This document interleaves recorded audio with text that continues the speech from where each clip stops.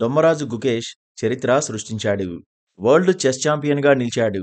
Defending champion డింగ్ లిరెన్తో హోరాహోరీగా సాగిన పోరులో అదుర్సనిపించాడు. ఫైనల్ వారిలో మెరుగైన ప్రదర్శన చేశాడు. 14వ రౌండ్లో డింగ్ లిరెన్కు షాకిచ్చాడు. డిఫెండింగ్ ఛాంపియన్కు మైండ్ బ్లాంక్ అయ్యేలా పావులు కదిపాడు. తనవైన వ్యూహాలతో రఫాడించాడు. నిజానికి 14వ రౌండ్ డ్రా అవుతుందేమో అనే చర్చ జరిగింది. ఒకవేళ డ్రా అయింటే టై బ్రేకర్లో ఫలితం తేలేది. ఫైనల్ రౌండ్కు ముందు వరకు ఇద్దరూ నువ్వా నేనా అన్నట్టుగానే పోరాడారు. సమానమైన స్కోర్లే సాధించారు. అయితే 13వ రౌండ్లోనే గుకేష్ గెలిచి ఉంటే ఒకరోజు ముందుగానే ఫలితం తేలిపోయేది. కానీ 14వ రౌండ్లో భారత గ్రాండ్ మాస్టర్ ఆకట్టుకున్నాడు.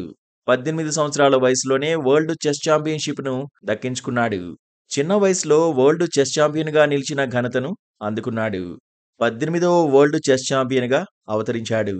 విశ్వనాథన్ ఆనంద్ తర్వాత వరల్డ్ చెస్ ఛాంపియన్షిప్ టైటిల్ గెలిచిన రెండో భారతీయుడిగా గుకేష్ సంచలనం సృష్టించాడు. విశ్వనాథన్ ఆనంద్ 5 సార్లు వరల్డ్ చెస్ ఛాంపియన్గా నిలిచాడు. ఆనంద్ చివరిగా 2014లో ఫైనల్లో బరిలోకి దిగాడు. ఆ తర్వాత భారత్ నుంచి ఫైనల్కు గుకేష్ మాత్రమే చేరుకున్నాడు. ఫైనల్లో చైనాకు చెందిన లిరెన్తో తలపడ్డాడు. ఆసియాకు చెందిన ఇద్దరు ప్రత్యర్థులు పాల్గొనడం 138 సంవత్సరాల్లో మొదటిసారి.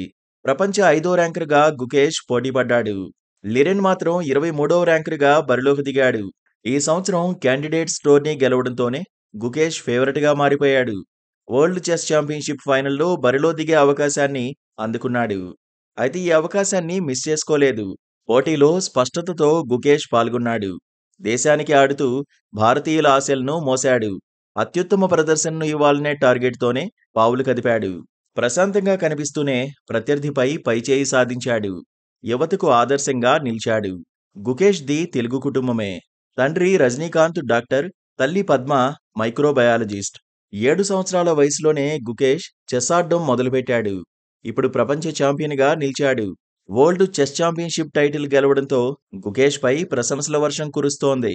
సోషల్ మీడియాలో పోస్టులు వెల్లువెత్తుతున్నాయి.